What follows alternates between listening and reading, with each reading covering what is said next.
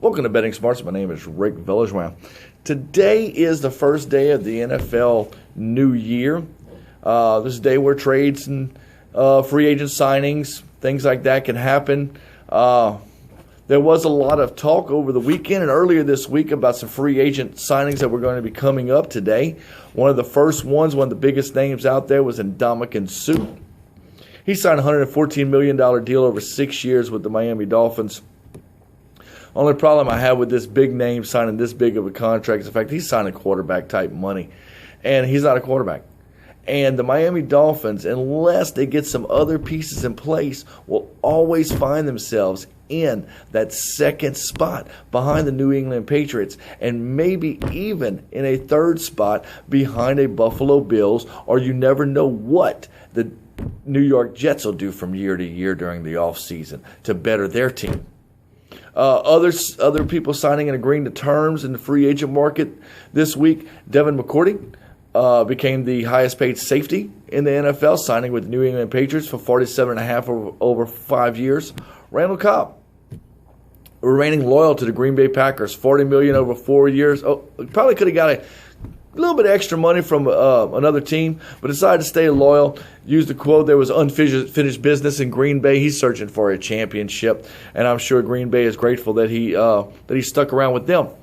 Julius Thomas jumped ship.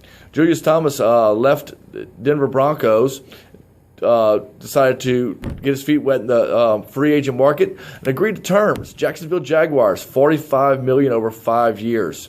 Another big name, cornerback Byron Maxwell, agreed to terms, left the Seattle Seahawks, agreed to terms with Philadelphia Eagles, $63 million over 6 years.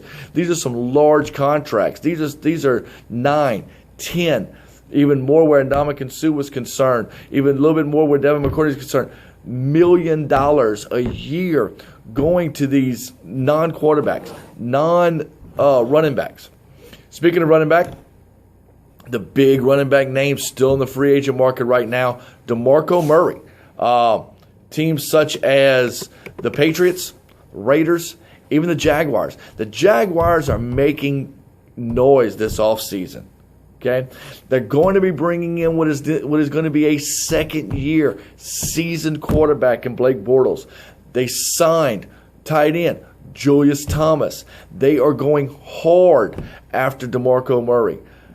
I'm not saying they're going to be a contender next year, but they're not going to be the rollover that they have been for the past 2 or 3 years. Watch out for the Jacksonville Jaguars to play spoiler in quite a few games this upcoming season.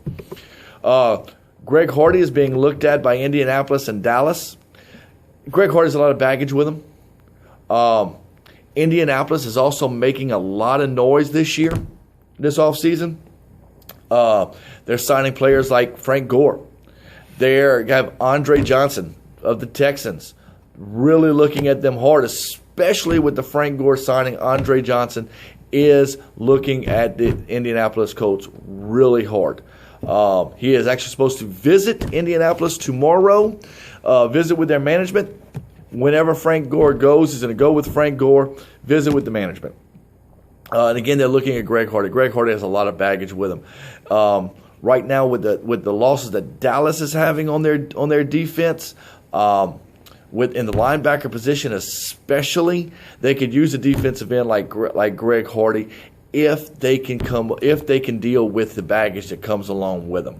There's also free agents still out there like Michael Crabtree, Brian Orakpo, Jordan Cameron. There was a couple of rumors going around about where he was going to go. But there's a trade I'm about to tell you all about that most people heard about today that could land Jordan Cameron in the NFC South. Nick Fairley is out there. Ryan Matthews is out there. Bruce Carter's out there. There are a bunch of free agents still out there. Okay? Don't be surprised if your team makes a run at some of these high-quality, top-notch free agents. Also, there's some free agents out there that was franchise tag was put on them that have not signed that franchise contract yet. Players like Des Bryant. They have until basically the 10th week of the season of the actual season to sign this contract and still get their money if they would want to hold out that long. So it actually could be a long off season for some of the fans of these franchised players. Let's talk about trades that happened today. Earlier today, Jay Glazer and Ian Rappaport reported that the Saints have traded top Pro Bowl tight end Jimmy Graham to the Seattle Seahawks for Pro Bowl center Max Unger and a first-round draft pick in the upcoming draft this year. For the Seahawks, the win, they win on this deal. Or at least they can feel like they win on this deal.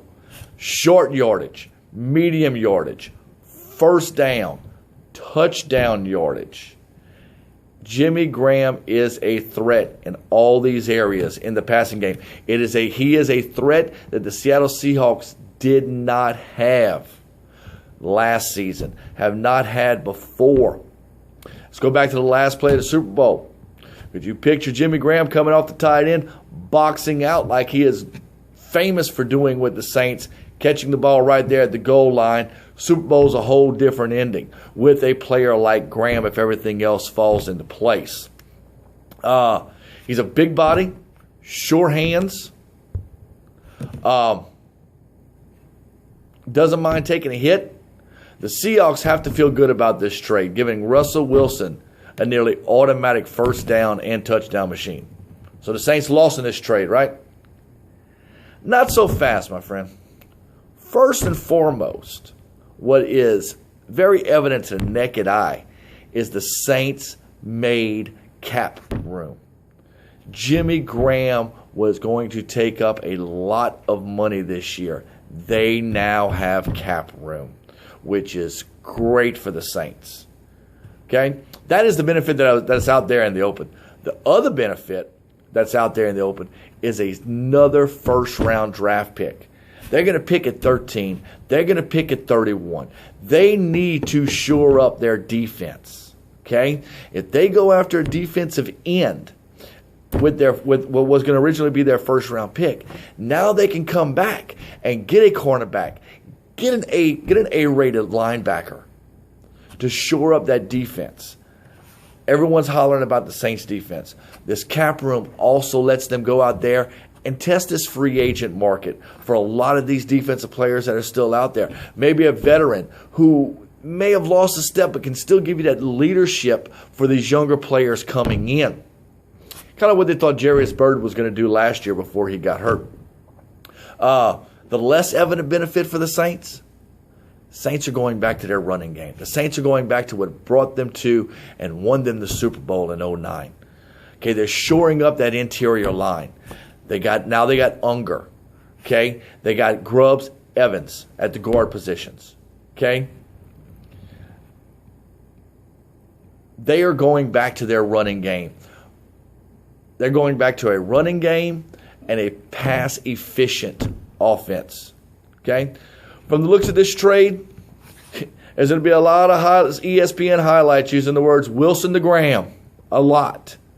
But also look for the Saints to go back, like I was saying earlier, to that 2009 Super Bowl run. Run first, then pass-efficient offense.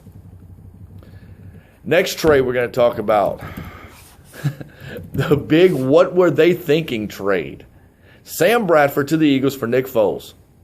With each team getting draft picks. The Eagles getting a 5th this year, and the Rams a conditional 4th next year. I personally don't see a winner in this trade, to be honest with you. I don't see a loser either. They're basically trading fragile average quarterbacks between themselves. The only winning play I see here is Sam Bradford and the first-round pick that the Eagles have to the Jets for their first-round pick, and Chip Kelly gets Mariota. At some point, the Eagles brass talked to the Jets. Jets said Foles wasn't a quarterback that they were looking for, so they went and got Bradford. Maybe a quarterback with a little more upside as long as he can stay healthy. On paper, on talent, on upside, Bradford is head and shoulders above Foles. However, Bradford has not proven from his last year in college to now to be able to take a hit and last even half a season. Foles does give the Rams a quarterback that has played and won on the NFL level. He is actually not bagging groceries, pumping gas, or playing arena ball last year. Barring injuries, however, the Eagles win with this trade, whether they use Bradford as their starting quarterback or as a pawn to get Mariota in the draft. Next big trade, you gotta Nagata for a steal.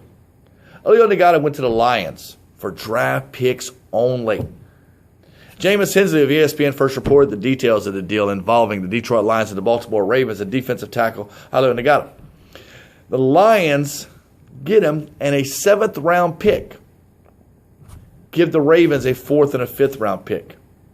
The Lions get a Pro Bowl defensive tackle who, even though he's on the downside of his career, still has a lot to offer a team without the baggage of the big salary. In fact, he's approximately $10.5 million a year cheaper than what Sue is making this year with the Dolphins. He also doesn't have the drama that comes with Sue. Okay, Ozzie Newsome, the general manager with the Ravens, won't say he lost on this deal just yet. He wants to see how the extra draft picks work out. And, of course, you know Ozzie, he's going to try to spin it his way like they made out like bandits. But I really think the Lions got the better deal in this whole trade. Lastly, in the I just don't feel like it anymore category, Jake Locker, the 26-year-old former first-round pick of the Tennessee Titans, has called it quits and retired.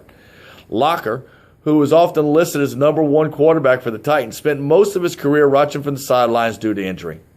Good luck, Jake, at whatever high school you decide to coach during your retirement. That's all this evening from Betting Smarts. Again, I'm Rick Villejoin. If nothing else happens during free agency and trade between now and Sunday, our next update is actually going to be for March Madness, where we're going to go over each seed of the first round, or the second round as they're putting it, and the odds, as we always do, the money on each team, and we're going to show where some upsets could be there for your entertainment. Again, thank you and have a good night.